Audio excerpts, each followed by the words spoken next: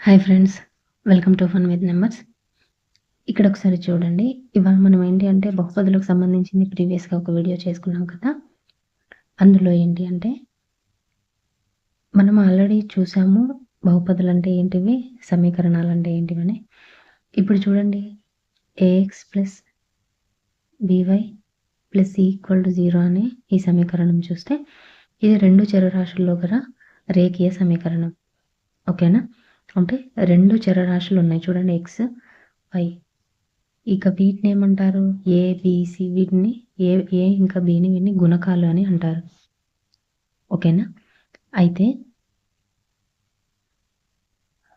ఇప్పుడు చూడండి, a1x plus b1y plus c1 equal to 0, అలాగే a2x plus b2y plus c2 equal to 0 అని రెండు సమీకరణాలు కనుక ఉంటే, ఈ రెండు సమీకరణాలకి మనం సాధన కనుక్కోవాలి అని అనుకుంటే, సొల్యూషన్ మనం ఫైండ్ అవుట్ చేయాలి అని అంటే ఎలా ఫైండ్ అవుట్ చేస్తాం?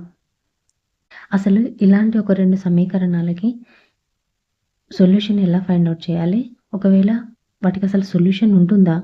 ఇలాంటి రెండు సమీకరణాలు ఇస్తే ఆ రెండు ఈక్వేషన్స్కి ఎవ్రీ టైం సొల్యూషన్ ఉంటుందా ఉండదా అనేది వాళ్ళ వీడియోలో మనం చూస్తామన్నమాట. ఓకేనా? ఇప్పుడు చూడండి, ఈ A1 B1 A2 B2 ఈ వీటికి మనము చూసుకోవాలి. అంటే వీటిని, ఈ గుణకాలను బట్టి వాటికి సొల్యూషన్ ఉంటుందా లేదా అనేది మనం ఫైండ్ అవుట్ చేస్తామన్నమాట. ఇక్కడ చూడండి, వీటికి కనుక సొల్యూషన్ ఉంటే a1/a2 equal to b1/b2 is not equal to b1/b2 కనుక అయితే వీటికి ఓన్లీ వన్ సొల్యూషన్ ఉంటుంది. ఓకే, దీనికి ఓన్లీ వన్ సొల్యూషన్ ఉంటుంది. వీటిని ఏమంటారు అంటే, ఇలాంటి రేఖలని సంగత, ఇలాంటి సమీకరణాలను ఏమంటారంటే సంగత సమీకరణాలు అని అంటారు. ఓకేనా? సంగత సమీకరణాలు అని అంటారు అన్నమాట. ఎప్పుడు a1/a2 is not equal to b1/b2 అయినప్పుడు, అంటే ఈ గుణకాలు ఉన్నాయి కదా ఇక్కడ, ఇవి కనుక a1/a2 is not equal to b1/b2 అయినప్పుడు వీటిని సంగత సమీకరణాలు అంటారు. వాటికి ఓన్లీ వన్ సొల్యూషన్ ఉంటుంది, one and only one solution. దానికి కనుక మనం గ్రాఫ్ గీస్తే అది ఎలా ఉంటుందంటే, ఓన్లీ వన్ సొల్యూషన్ అని మనం ఎందుకన్నామంటే, అది ఒక దగ్గర ఖండించుకుంటాయి అన్నమాట. ఒకే సొల్యూషన్ ఉంటుంది, ఒక దగ్గర ఖండించుకుంటాయి కాబట్టి వీటికి ఒకటే సొల్యూషన్ ఉంటుంది. వీటిని ఏమంటారు అంటే ఖండన రేఖలు అని అంటారు అన్నమాట. ఓకేనా? ఈ రేఖలని ఖండన రేఖలు అని అంటారు. ఈ సమీకరణాలని సంగత రేఖీయ సమీకరణాలు అని అంటారు. ఓకేనా? ఒకే ఒక దగ్గర ఖండించుకుంటాయి, వీటికి ఒకే ఒక సొల్యూషన్ అనేది ఉంటుంది. ఓకే, ఒకవేళ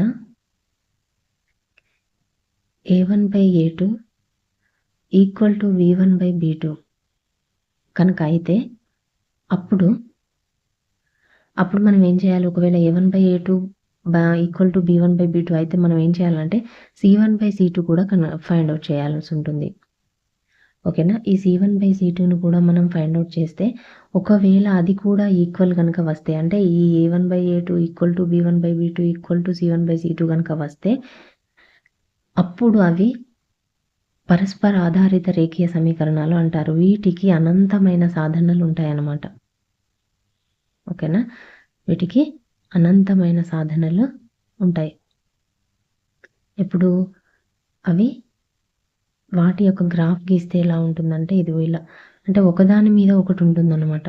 ఇది ఒక రేఖ, ఇది ఇంకోటి. ఇది a1x1 అయితే దీని మీదనే మళ్ళీ a2x2 b2y అని ఉంటుందన్నమాట. అంటే ఇలా అంటే ఒకదాని మీద ఒకటి, అంటే ఇక్కడ ఉన్న ప్రతి బిందువు కూడా, వీటి మీద ఉన్న ప్రతి బిందువు కూడా ఈ సమీకరణానికి సాధనే అవుతుంది. ఒకదాని మీద ఒకటి ఏకీభవించుకుంటాయి కాబట్టి వీటికి అనంతమైన సాధనలు ఉంటాయన్నమాట.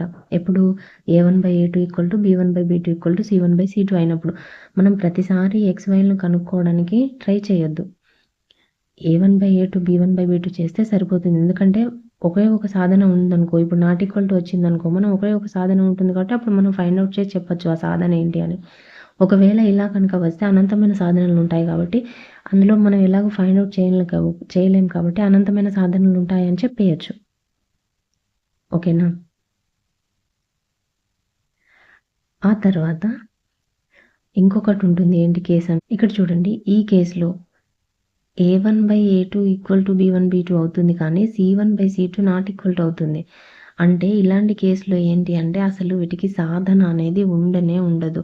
ఎందుకంటే దానికి గ్రాఫ్ గీస్తే ఆ రెండు రేఖీయ ఈ రెండు రేఖల యొక్క సరళ రేఖలు ఎలా ఉంటాయంటే ఇదిగో ఇలా, అంటే అవి ప్యారలల్‌గా ఉంటాయి. అవి ప్యారలల్ లైన్స్ అవుతాయన్నమాట.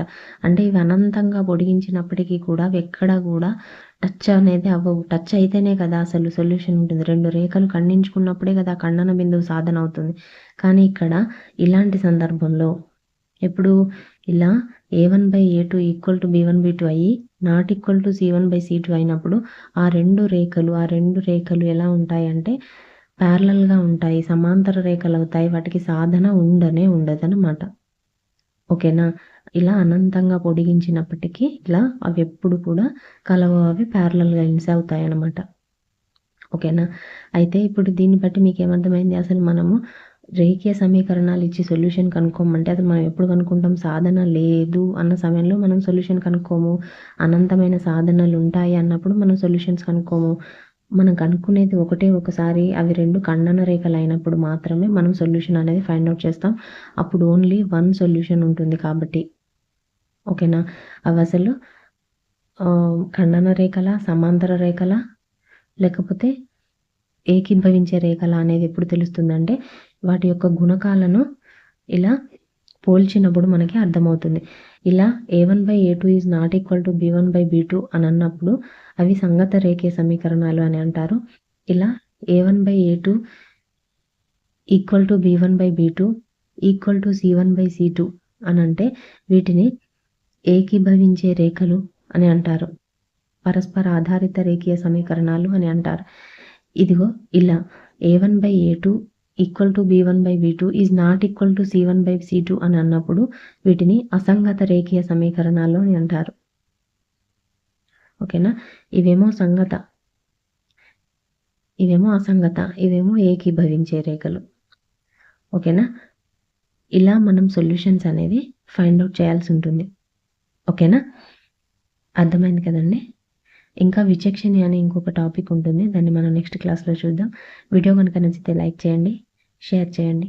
కొత్తగా ఎవరైనా మన ఛానల్ని చూస్తున్నట్టయితే ప్లీజ్ సబ్స్క్రైబ్ చేసుకోండి.